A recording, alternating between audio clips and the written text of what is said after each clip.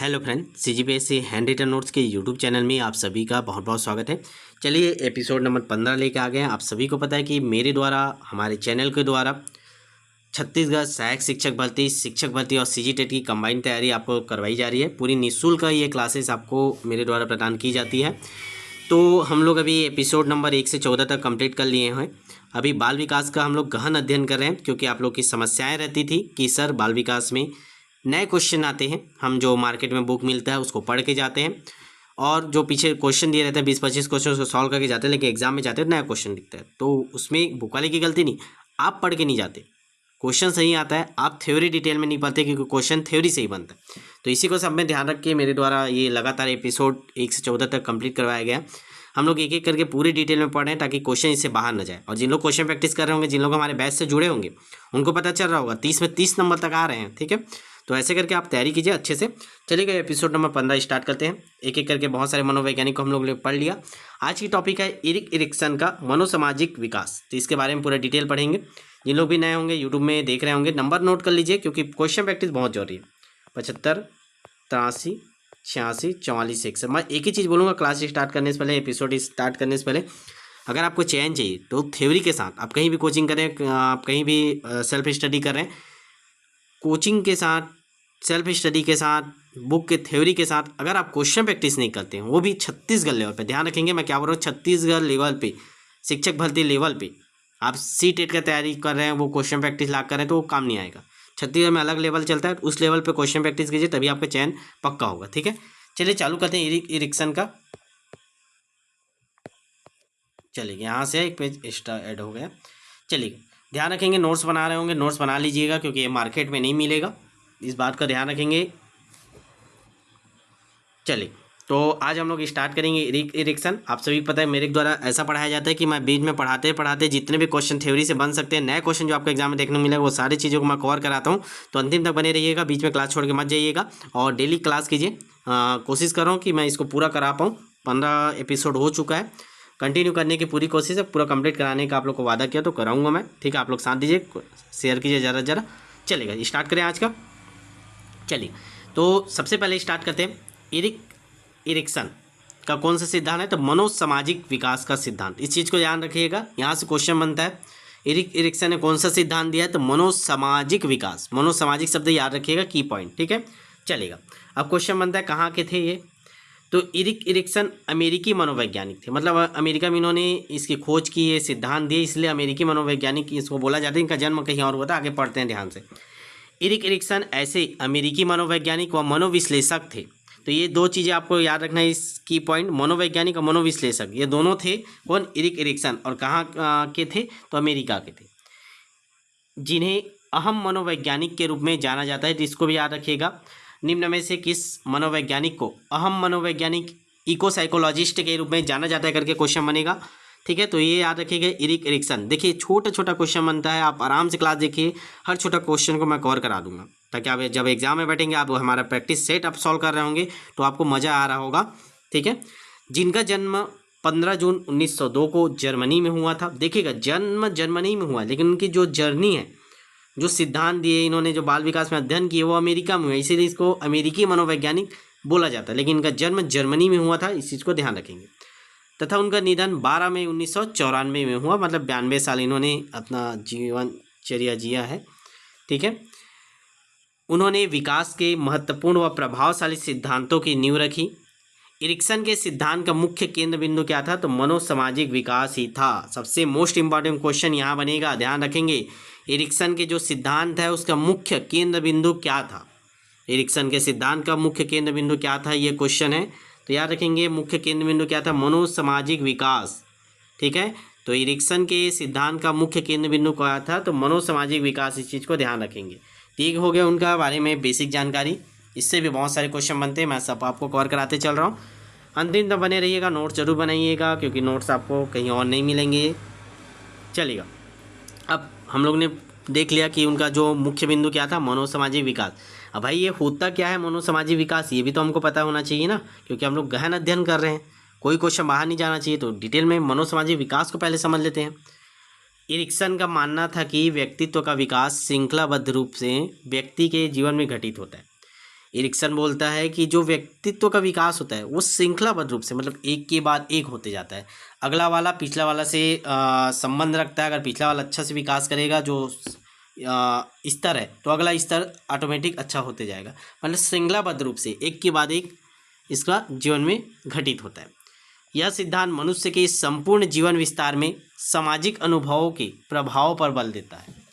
तो जो एक स्तर से हम लोग दूसरे स्तर में जाते जाएंगे, जैसे इन्होंने बांटा, अभी आगे पढ़ेंगे, एरिक्सन ने 8 स्तर में बांटा हुआ है, ठीक है। 8 इन्होंने अवस्था बताई हुई है, उसी में एक श्रृंखलाबद्ध रूप से होता है करके। अभी 8 नाम याद करेंगे, वर्ड से याद करेंगे। तो वही बोल रही है, जो एक स्तर से हम लोग दूसरे स्तर में जाएंगे या एक अवस्था से दूसरे अवस्था में, तो जो अनुभव है, सामाजिक अनुभव, उसी पे आधार पे हम लोग आगे अपना व्यक्तित्व विकास करते हैं, जिनसे व्यक्तित्व का विकास संभव हो जाता है। एरिक्सन का यह सिद्धांत व्यक्तित्व विकास की दृष्टि से शैशवावस्था से प्रौढ़ावस्था तक समाज, अभिभावक और अन्य बाहरी कारकों के प्रभाव को स्पष्ट करता है। वही चीज़ें बोल रहा है, जो हमारा व्यक्तित्व का विकास है, आप सभी जानते हैं शैशवावस्था लेकर प्रौढ़ावस्था तक होता है। तो ये क्या क्या चीज़ें हैं जो उसको प्रभावित करते हैं, उसके विकास को? तो क्या करते हैं, आप सभी को पता है, समाज हो गया, अभिभावक हो गया, और अन्य जो बाहरी कारक है। बाहरी कारक में बहुत सारी चीज़ें आते हैं, पर्यावरण हो गया, आपका स्कूल हो गया, विद्यालय हो गया, सब बाहरी कारक में आते हैं। तो ये सारी चीज़ें हमारे विकास को प्रभावित करते हैं। यह प्रभाव ही व्यक्ति के सामाजिक व्यक्तित्व का निर्माण करता है। जैसा जैसा प्रभाव पड़ेगा वैसा उसके व्यक्तित्व में वो चीज़ उभर के निखर के आएगा। तो कुल मिलाकर हम लोग बोल सकते हैं कि जो ये सारे प्रभाव है, समाज, अभिभावक और बाहरी कारक, ये व्यक्ति के सामाजिक व्यक्तित्व का निर्माण करते हैं। एरिक्सन अपने मनोसामाजिक विकास के सिद्धांत में मनुष्य के व्यवहार के विषय में कुछ पूर्व अवधारणाएं बनते हैं। आप सब जानते हैं कि जो वैज्ञानिक रहते हैं वो पूर्व अवधारणा बना लेते हैं कि बच्चे अगर ऐसे करेंगे तो ये होता है, ऐसे करके इनके भी कुछ अवधारणाएं थे जो पूर्व में इन्होंने बना रखे हैं कि ऐसा होगा करके। तो उसको बोला जाता है पूर्व अवधारणाएं, जो पहले से हम लोग कल्पना कर लेते हैं कि ऐसा होता है, ऐसा होता है करके, अपने सिद्धांत के आधार पर उन्होंने ये बताए रहते हैं। तो चलिएगा देखते हैं ये क्या क्या पूर्व अवधारणाएं इनका है, क्या क्या ये सोचते हैं, क्या क्या बोलते हैं। तो एरिक्सन का मानना है कि मनुष्य के व्यवहार में जो परिवर्तन होता है वो पर्यावरण पूर्णता का बहुत अधिक महत्व है। मतलब मेन बोल रहा है चेंज इन्वायरमेंट, ठीक है। तो मेन बोल रहा है कि मनुष्य के जो व्यवहार में परिवर्तन होता है वो इन्वायरमेंट, पर्यावरण का बहुत महत्वपूर्ण योगदान है बोल रहे हैं। तो सबसे मेन प्रायिकता क्या है एरिक्सन का, जो व्यवहार में परिवर्तन के लिए बोल रहा है पर्यावरण, ये चीज़ क्या रखिए। सेकेंडरी क्या बोल रहा है, जबकि मनुष्य के अन्य पहलू क्या हो गया, विवेकता हो गया, वस्तुनिष्ठता हो गया, ज्ञान हो गया, निर्धारण हो गया, इनका महत्व तुलनात्मक रूप से कम होता है। मतलब इससे तुलना कर रहा है पर्यावरण से, कि जो इन्वायरमेंट है हमारा, वो हमारे जो व्यक्तित्व विकास उसको सबसे ज़्यादा प्रभावित करता है, फिर अन्य कारक इनका थोड़ा सा कम रहता है करके। ये 2 पॉइंट वही चीज़ें आपको समझा रहा है। ध्यान से बस समझते जाइए, जब क्वेश्चन आप करेंगे ना प्रैक्टिस सेट में, आपको क्वेश्चन मिलते जाएंगे तो आपको मज़ा आ जाएगा, सारे क्वेश्चन बन जाएंगे। बस आप इसको जो कहानी टाइप का मेरे जो व्याख्यान उसको सुनते जाइए, नोट्स देखते जाइए, नोट करते जाइए, पढ़ते जाइए। एरिक्सन ने अपने सिद्धांत में यह स्पष्ट किया है कि मनुष्य का जो विकास है कुछ पूर्व में निर्धारित अवस्थाओं से होकर गुजरता है। एरिक्सन ने 8 ऐसी अवस्थाएं दी है जिनसे मनुष्य होकर गुजरता है, पहला अवस्था, दूसरा अवस्था, तीसरा अवस्था, ऐसे करके।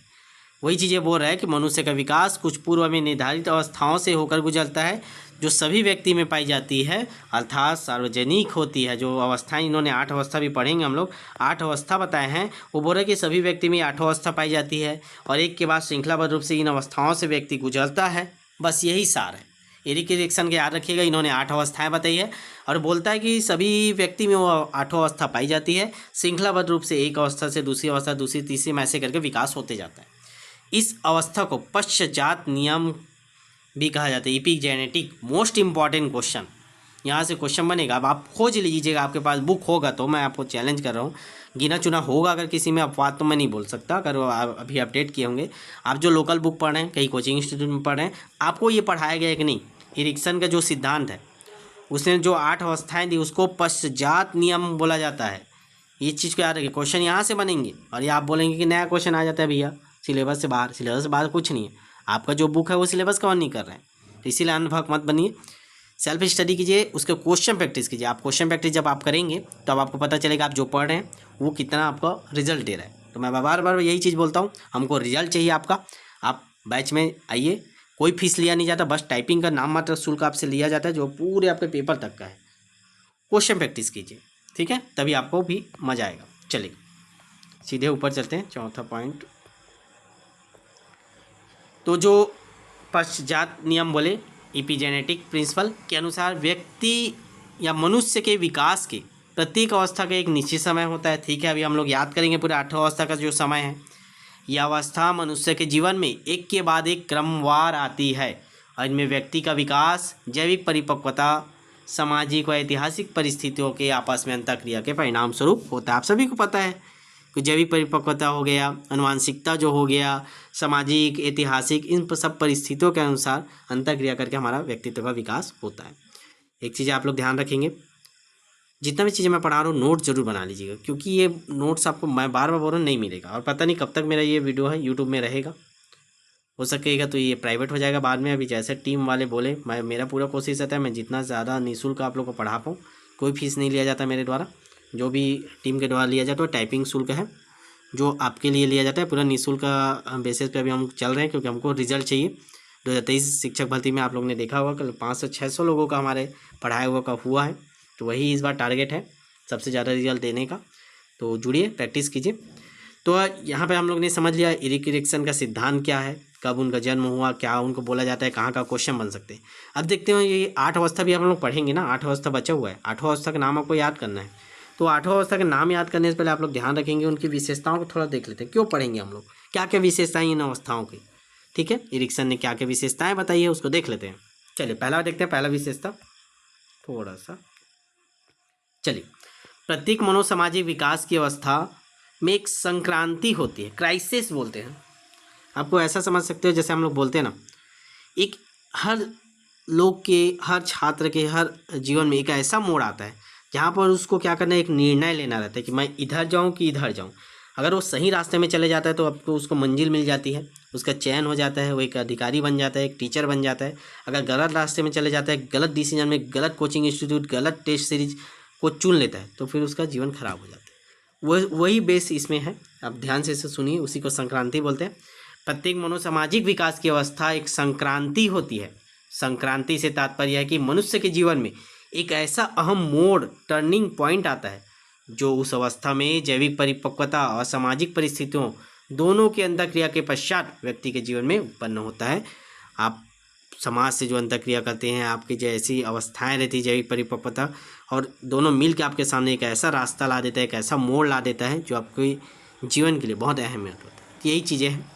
तो हर अवस्था में ये मोड़ आता है, ये बताना चाह रहे हैं। जो 8 अवस्थाएं हम लोग पढ़ेंगे, तो 8 अवस्था में एक एक मोड़ आता है जहाँ से आपको आगे बढ़ने के लिए सकारात्मक रास्ता चुनना रहता है। जैसे अभी आपको वो चुनना है कि आप कहाँ जाएंगे, किस टीचर को पकड़ के आप अपने जीवन का जो मेन समय है उसको देंगे।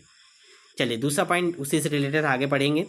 मनोसामाजिक विकास की अवस्थाओं में सकारात्मक और नकारात्मक दोनों तत्व पाए जाते हैं। मैं आपको बताया ना, एक रास्ता पॉजिटिव जाएगा, एक तो निगेटिव जाएगा ही ना। तो इनकी जो अवस्थाएं उसमें सकारात्मक और नकारात्मक दोनों तत्व पाए जाते हैं। अब कैसे, इसको देख लीजिए। मानव विकास की इन अवस्थाओं में यदि व्यक्ति के जीवन काल में जैविक परिपक्वता एवं सामाजिक परिस्थितियों की अंतःक्रिया के कारण संघर्ष की स्थिति निर्मित होती है और वो व्यक्ति उस संघर्ष की स्थिति का सामना करने में समर्थ हो जाता है। मतलब वही, अगर वो पॉजिटिव रास्ता नहीं अपना लिया या कोई भी समस्या है उसके सामने में, ऐसा मोड़ आ गया जिसमें धर्म संकट आ गया, समस्या आ गया, अगर उस समस्या को सॉल्व कर ले तो उसके अंदर सकारात्मक ऊर्जा संचालित होती है और नकारात्मक तत्व समाप्त हो जाते हैं और व्यक्ति के विकास की प्रक्रिया बिना किसी बाधा के निरंतर चलती रहती है। एक स्वस्थ मानव के विकास के लिए ऋणात्मक तत्व की तुलना में धनात्मक तत्वों का होना अत्यंत आवश्यक है। इस चीज़ को ध्यान रखेंगे। अभी बहुत सारे लोग आपको बोलेंगे कि वैकेंसी नहीं आ रही है, मत पढ़िए, कोई मतलब का नहीं है, वैकेंसी नहीं आएगा, तो ये नकारात्मक तत्व है। मैं ये नहीं बोल रहा हूँ कि आप आएगा बोल के अंधभक्त में रहिए, आप विरोध कीजिए, मांग कीजिए, हर जगह कीजिए, लेकिन ये ऋणात्मक तत्वों से आप थोड़ी सी दूरियां बनाइए, धनात्मक तत्वों को प्राथमिकता दीजिए कि भाई वैकेंसी तो आएगा ही आएगा। छत्तीसगढ़ का सबसे बड़ा मुद्दा है शिक्षक भर्ती, आप सभी को पता है। हर प्लेटफॉर्म में आपको हर जगह हर नेताओं से यही क्वेश्चन पूछा जाए, शिक्षक भर्ती 57 शिक्षक भर्ती क्या हुआ, 33 क्या हुआ। तो मुद्दा तो है, भर्ती तो आएगा ही आएगा। तो उस चीज़ को लेकर आप तैयारी जोर शोर से कीजिए। भर्ती जब आएगा तब फर्स्ट रैंक मेरा आना चाहिए, मेरा चयन पहले लिस्ट में आना चाहिए, ये आपका होना चाहिए पॉजिटिव धनात्मक तत्व। जब तक आपका धनात्मक तत्व अधिक नहीं रहेगा, आप ऋणात्मक तत्व में चले जाएंगे, वैकेंसी तो आ नहीं रहा है, बस नेता झूठ बोल रहे हैं, ये कर रहे हैं, आप पढ़ाई को बंद कर देंगे तो आपका चयन समाप्त हो जाएगा। यही चीज़ें हैं जो मनोवैज्ञानिक ने दिया ही एरिक्सन ने, वो रिलेट कर रहा है अभी आपके तैयारी स्टेज को। तो ध्यान से इसको समझिएगा। जो क्राइसिस की बात करें, हम संक्रांति की बात करें, इस संक्रांति अब आपको समझ में आ गया होगा मैं क्या समझाना चाह रहा हूँ। बस कहानी जैसे रखिए, कोई रट्टा नहीं मारना है, कुछ नहीं करना है। क्वेश्चन जब आप बनेंगे आपके सामने, क्वेश्चन आपके सामने दिखेगा तो आपको समझ में आ जाएगा। ठीक है, चलिए आगे और विशेषताएं देखते हैं। तीसरा विशेषता क्या है? व्यक्ति के जीवन में आने वाली प्रत्येक मनो सामाजिक विकास की अवस्था की संक्रांति को व्यक्ति को दूर करना होता है। स्वाभाविक सी बात है, आपको उस समस्या से लड़ना पड़ेगा। यह तब संभव है जब व्यक्ति संक्रांति या क्राइसिस के उत्पन्न संघर्ष की स्थिति का समाधान कर लेता है। समाधान कर लेने के पश्चात व्यक्ति के जीवन में एक मनोसामाजिक शक्ति का विकास होता है। मैं आपको बताया, अगर आप सही रास्ता चुन लेंगे, एक सही टीचर को अपना गुरु बना लेंगे, सही तरीके से प्रैक्टिस करेंगे, तो फिर आपके में अंदर एक शक्ति डेवलप हो जाएगा। उसी को बोला जाता है मनोसामाजिक शक्ति, जिसे एरिक्सन ने सदाचार का नाम दिया था। ये भी आपको याद रखेंगे, यहाँ से भी क्वेश्चन पूछेगा। जो एरिक्सन ने मनोसामाजिक विकास के अंतर्गत मनोसामाजिक शक्ति का विकास बताया, उसमें एरिक्सन ने उसका क्या नाम दिया है? तो सदाचार बोला है। अगर जो व्यक्ति जो क्राइसिस आता है, संक्रांति आता है, उसको सॉल्व कर लेता है, उसको दूर कर लेता है, तो उसमें एक पॉजिटिव शक्ति आता है, जो इसको बोला जा रहा है मनोसामाजिक शक्ति, और उसी को एरिक्सन ने क्या नाम दिया? सदाचार। तो इस चीज़ को याद रखेंगे। कहानी के थ्रू मैं पढ़ा रहा हूँ आपको, थोड़ा सा बोर लग सकता है या आपको लगेगा कि ज़्यादा एक्स्ट्रा चीज़ें बोल रहे हैं सर, नहीं, आपको मैं वही चीज़ें बोल रहा हूँ जो आपको ये याद कराएगी। ठीक है, एकदम डिटेल में, एकदम फाइन और एकदम सरल तरीके से मैं आपको पढ़ा रहा हूँ। एरिक्सन के बारे में कोई भी क्वेश्चन आएगा आपसे नहीं छूटेगा, मैं आपसे वादा कर रहा हूँ। चलिएगा, इसके विपरीत यदि व्यक्ति में संक्रांति से उत्पन्न संघर्ष की स्थिति का समाधान नहीं कर पाता, वो गलत रास्ते में चला जाता है, नई समस्या को सॉल्व कर पाता, तो उसके जीवन में मनोसामाजिक विकास की अगली अवस्था का विकास अवरुद्ध हो जाता है। वो अगला अवस्था में जा नहीं पाएगा, वहीं से उसका जीवन समाप्त हो जाएगा। जैसे कई लोग हैं अभी तैयारी करने के लिए आए, डीएड कर रहे हैं, डीएड कर लिए, अब वो शिक्षक भर्ती की तैयारी करने लगे, उनका शादी हो जाता है, गलत रास्ते में चल जाता है, छूट जाता है, पढ़ाई पे हमेशा के लिए गया। तो ऐसे सारी चीज़ों को आप एग्जाम्पल करके समझिए, करिए, ताकि आपके दिमाग में बस जाए एरिक्सन का सिद्धांत क्या होता है। रात में भी आपको पूछे, नींद से उठा के तो आप समझा पाएँ। चलिए अब अगला आगे बढ़ते हैं। अगला क्या है, उनमें विशेषताएं की बात कर रहे हैं हम लोग, ध्यान रखेंगे। जो मनोसामाजिक विकास दिए उसकी क्या विशेषताएं, 8 अवस्थाएं दी उसकी क्या विशेषताएं। मनोसामाजिक विकास की अवस्था में 3R की चर्चा एरिक्सन द्वारा की गई है। मोस्ट इंपॉर्टेंट क्वेश्चन है भैया, 3-4 स्टार लगा लीजिएगा, पूछा जाएगा। आज नहीं पूछा है तो कल पूछिए, कल नहीं पूछो परसों, लेकिन क्वेश्चन बनेगा ये। मनोसामाजिक विकास में 3R से आप क्या समझते हैं? 3R का फुल फॉर्म पूछा जाएगा। निम्न 3R में कौन सा शामिल नहीं है पूछा जाएगा, या पूछा जाएगा 3R की चर्चा किसने की है, किस वैज्ञानिक ने किए हैं, मनोविश्लेषक ने किया है, तो एरिक्सन। बहुत सारे क्वेश्चन हैं, घूम फिर के बनते हैं। ये सारे क्वेश्चन मैं आपको कराऊंगा बैच में, ठीक है, ध्यान रखेंगे इसको। 3R से तात्पर्य क्या है? कर्म, हिंदी में पहले याद कर लेते हैं, कर्मकांडता, ता है याद रखें, कर्मकांडता, कर्मकांड, कर्मकांडवाद, तीनों नाम आपको याद रखेंगे। इंग्लिश में भी आप याद कर लीजिए, रिचुअलाइजेशन, रिचुअलाइजिज्म, ठीक है, प्रोनाउंसिएशन आप देख लीजिएगा, ठीक है, अच्छे से याद होना चाहिए। 3R लिख के प्रैक्टिस कर लीजिएगा, 3R में क्या क्या है, ठीक है, चलेगा। तो ये 4 हम लोग ने इसकी विशेषताएं देखी। अब एक एक करके डिटेल में, चूँकि आपको पता है कि मैं आपको गहन अध्ययन करा रहा हूँ, कोई भी क्वेश्चन छूटना नहीं चाहिए, तो हम लोग डिटेल में करें। अब एक एक R को देख लेते हैं डिटेल में। होता क्या है भाई कर्मकांडता, कर्मकांड क्या है, कर्मकांडवाद क्या है, क्यों इसका उल्लेख किया गया है, तो समझ लेते हैं। चलिए बने रहिएगा वीडियो में आराम से, नोट्स आप लोग बना ही रहेंगे, बात मान रहे होंगे, क्वेश्चन प्रैक्टिस कर रहे होंगे, वैसे आप जुड़ गए होंगे, ऐसा मैं मान के चल रहा हूँ, तभी रिजल्ट मिलेगा हमको, ठीक है।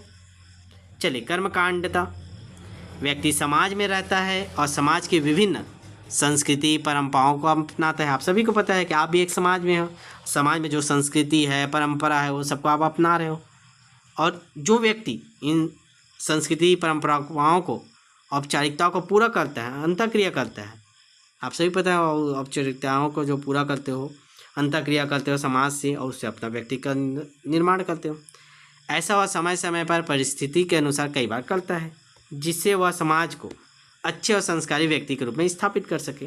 आप सभी का एक टारगेट रहता है कि समाज में जो नियम है, कानून, उसको मैं पालन करूं, ताकि समाज के लोग बोले अरे फलाना का बेटा तो बहुत अच्छा संस्कारी व्यक्ति है। तो ये पहला चीज़, कर्मकांडता वही चीज़ बोलता है कि जो व्यक्ति रहता है वो बार बार वही चीज़ें करता है जो समाज की संस्कृति परंपराओं के अनुसार, उनके नियम कानून के अनुसार है, ताकि वो अपने आप को समाज में एक अच्छा और संस्कारी व्यक्ति के रूप में स्थापित कर सके, जिसका एक अनुकूल महत्व होता है। तो यही कर्मकांडता है कि व्यक्ति समाज के नियमों का पालन करता है, बार बार वो चीज़ें करता है और एक अपने आप को एक अच्छे और संस्कारी व्यक्ति के रूप में निखारता है। ये बोला जाता है कर्मकांडता। कर्मकांड क्या है? ये वयस्क समुदाय, उससे जो अगला अवस्था में जाएगा, एडल्ट कम्युनिटी, वहाँ पे ये कर्मकांडता आपको दिखेगा। इसमें भी महत्वपूर्ण घटनाओं को प्रदर्शित करने के लिए लिए गए कार्य को किया जाता है और उनकी बार बार आवृत्ति की जाती है। तो ये इसको उतना ही इम्पोर्टेंट नहीं, बस ये याद रखिए, इससे क्वेश्चन यही बनेगा। वयस्क समुदाय के लिए होता है कर्मकांडवाद। ठीक है, इसमें भी वही चीज़ें हैं, बार बार घटनाओं को किया जाता है, बार बार आवृत्ति होती है। लास्ट वाला इंपॉर्टेंट है कर्मकांडवाद, इसको भी समझ लीजिए। आप सभी को मैंने बताया कि जो ये है कर्मकांडता, ठीक है, उसमें अगर व्यक्ति समाज के नियमों का, कानूनों का पालन कर लेता है तो अच्छा संस्कारी व्यक्ति बन जाता है। और जो नहीं कर पाया उसका क्या होगा? तो जो नहीं कर पाया उसके लिए चीज़ें है कर्मकांडवाद। कर्मकांडता में यदि विकृति उत्पन्न हो जाए, अर्थात व्यक्ति समाज के मानकों व परंपराओं का निर्वहन नहीं कर रहे और स्वयं केंद्रित व्यवहार का निष्पादन करे, तो यह स्थिति कर्मकांडवाद कहलाती है। फिर बोलते हैं ना, बेटा तू तो कांड कर दिया, कर्म कांड कर दिया, तो ये वही वाला है, यहीं से ही उत्पन्न हुआ है कि बोलते हैं ना बहुत कांड किया है तो अपने जीवन में, तो ये कांड वाला ये वही है कर्मकांडवाद। ठीक है, ऐसे आप लोग ना इसको ज़्यादा लोड लेकर मत पढ़ा करें, अच्छे से पढ़िए, हंसते हंसते पढ़िए। इसमें लास्ट इंपॉर्टेंट चीज़ है 8 अवस्थाओं का नाम आपको याद होने चाहिए। अवस्थाओं को मैं नाम लेके आ गया हूँ। अवस्था को और किस नाम से जाना जाता है? इरिक्सन के अनुसार, वो नाम याद रख लीजिए और उसका ड्यूरेशन आपको याद रखना है। भैया पूरा जीवन को उन्होंने बांटा है 8 अवस्थाओं में, तो जन्म से लेकर मृत्यु तक की अवस्था जाना चाहिए, तो देख लेते हैं। तो 8 अवस्थाएं एकदम कंठस्थ आपको याद होना चाहिए। क्वेश्चन बनेंगे इससे, अभी नहीं बना होगा, आप नहीं देखेंगे तो आगामी बनेगा। प्रैक्टिस सेट में आपको भर भर के क्वेश्चन कराएंगे हम लोग। 30 में 30 का आपको टारगेट होना चाहिए। अभी आया हुआ था 2023 में मेरे द्वारा पढ़ाए बच्चों को 29 नंबर 30 नंबर आए हैं बहुत सारे लोगों को। तो मैं आपको बोल रहा हूँ विश्वास कीजिए, अच्छे से पढ़िए, नोट्स बना के पढ़िए, क्वेश्चन प्रैक्टिस कीजिए दबा के। 10 से 20 क्वेश्चन सॉल्व करना है आपको, टारगेट चलेगा। पहला देखते हैं शैशवा अवस्था। शैशव अवस्था भी बोलते हैं। अब आप लोग बोलेंगे सर शैशव अवस्था हम लोग 0 से 2 वर्ष पढ़े हैं, तो भैया वो दूसरे मनोवैज्ञानिक के अनुसार है, ये इरिक्सन के अनुसार है। इरिक्सन पर्टिकुलर इरिक्सन नाम देगा तो आपको 0 से 1 वर्ष लगाना है। शैशवावस्था ये कब मानता है? जन्म से 1 साल, क्योंकि इसको 8 अवस्था में बांटना है ना, छोटा छोटा, तो जन्म से 1 साल को ये शैशवावस्था के नाम से जाना जाता है। और एक चीज़ याद रखेंगे, इसको और किस नाम से बोला जाता है? तो विश्वास बनाम अविश्वास, क्योंकि आप सभी जानते हैं छोटा बच्चा जो रहता है 0 से 1 साल तक के, वो बच्चा देखता है कि मम्मी है तो मुस्कुरा लेता है, पापा है तो मुस्कुरा लेते हैं, या घर में कोई परिचित कहता हंस लेता है। लेकिन अगर वो बिना कोई परिचित वाले व्यक्ति आ जाते तो अविश्वास आ जाता है उसके अंदर और रोने लगता है। तो वही चीज़ है, उसी आधार पे नाम रखा गया है विश्वास बनाम अविश्वास।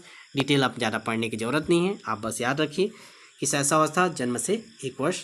दूसरा है प्रारंभिक बाल्यावस्था, स्वतंत्रता बनाम लज्जाशीलता, क्योंकि बच्चा इस समय स्वतंत्र रहना चाहता है और लजाता है। बोलते हैं ना कि कोई मेहमान आएगा तो निकलता नहीं है, ऐसा ऐसा करते रहता है, लज्जापन उनमें रहती है। तो ये आता है 2 से 3 वर्ष की आयु में।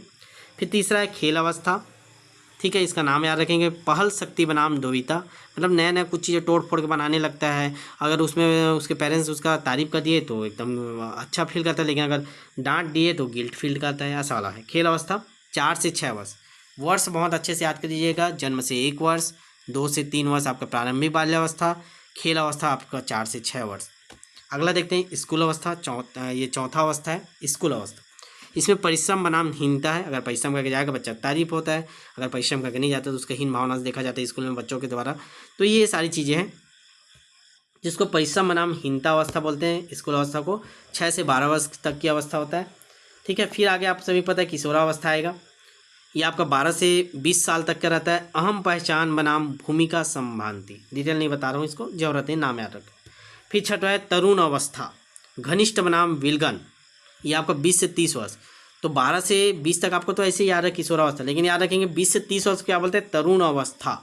फिर 30 से सीधा 65 वर्ष, सबसे लंबा ड्यूरेशन है, सबसे बड़ी अवस्था पूछेगा तो मध्य वयस्कावस्था, याद रखेंगे मध्य वयस्कावस्था, ये आपका 30 से 65 वर्ष। जननात्मक बनाम प्रगतिरोध। और लास्ट हमारा है परिपक्वता। इरिक्सन के अनुसार देखिए 65 वर्ष के बाद आपका मेच्योरिटी आएगा, बोल रहा है। अहम संपूर्णता बनाम निराशा। तो ये 8 आपकी अवस्थाएं आपको याद करना है। इतना ही पढ़ना है, इरिक्सन में ज़्यादा नहीं पढ़ा रहा हूँ मैं। जो काम की चीज़ है छत्तीसगढ़ लेवल पे वही मैं पढ़ा रहा हूँ। मैं बार बार बोल रहा हूँ, आप जहाँ भी पढ़ाई कर रहे हैं उसको चेक कीजिए।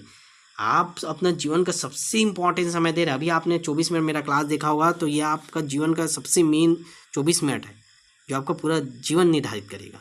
तो आप कहीं भी अपना समय दे रहे हैं तो एक बार चेक जरूर कीजिए कि जो ये पढ़ा रहे हैं उससे क्वेश्चन सॉल्व हो रहे हैं कि नहीं, नए क्वेश्चन बन रहे हैं कि नहीं, इस चीज़ पर ध्यान रखिए। तो आप जहाँ भी पढ़ रहे होंगे अच्छी बात है, अच्छे से पढ़िए, उनके आज्ञा का पालन कीजिए, जो पढ़ने वाले पढ़िए। लेकिन टेस्ट आप हमारा एक बार बैच में जरूर जुड़िए। टेस्ट सीरीज नहीं भेजते ना हम लोग, प्रैक्टिस कराते हैं कंप्लीट पूरा सिलेबस का, इतने बार कराएंगे कि आपका दिमाग खराब हो जाएगा। तो प्रैक्टिस बैच से जुड़िए, प्रैक्टिस कीजिए, क्वेश्चन प्रैक्टिस कीजिए। क्वेश्चन प्रैक्टिस आपका सही हुआ, नंबर आ रहा है, मतलब आपकी तैयारी अच्छी है। 75 83 86 44 1 नंबर जरूर नोट कीजिए, व्हाट्सअप मैसेज कीजिए। आज ही जुड़िए, एक एक दिन इंपॉर्टेंट है, क्योंकि फीस हमारे द्वारा नहीं लिया जाता, बट टाइपिंग का शुल्क है वो आज से लेकर जब तक पेपर नहीं होगा तब तक के लिए रहता है। 75 83 86 44 61 ये हमारा व्हाट्सअप नंबर है। ठीक है, चलिएगा, मिलते हैं। एपिसोड नंबर 16 स्टार्ट करेंगे। ये एपिसोड नंबर 15 पहुंच चुके हैं, 16 स्टार्ट करेंगे, अगला टॉपिक लेके आ रहे हैं। तो बने रहिएगा और शेयर जरूर कीजिए, ज़्यादा से ज़्यादा शेयर कीजिए, ताकि ज़्यादा से ज़्यादा लोग जुड़ेंगे, हमारी टीम को और मोटिवेशन मिलेगा। मैं और कंटिन्यू आपको जो वादा किया हूँ बाल विकास का गहन अध्ययन वो आपको करा पाऊँगा। ठीक है, जो नए होंगे एपिसोड नंबर 1 से 14 आप प्लेलिस्ट में मिल जाएगा, वहाँ से देख के नोट्स बना लीजिए, तुरंत बना लीजिए, बार बार रिविजन कीजिए। जिन लोग पढ़ चुके हैं बनाएं, एक बार फिर से देखिए, रिविजन कीजिए। ठीक है, चलिएगा।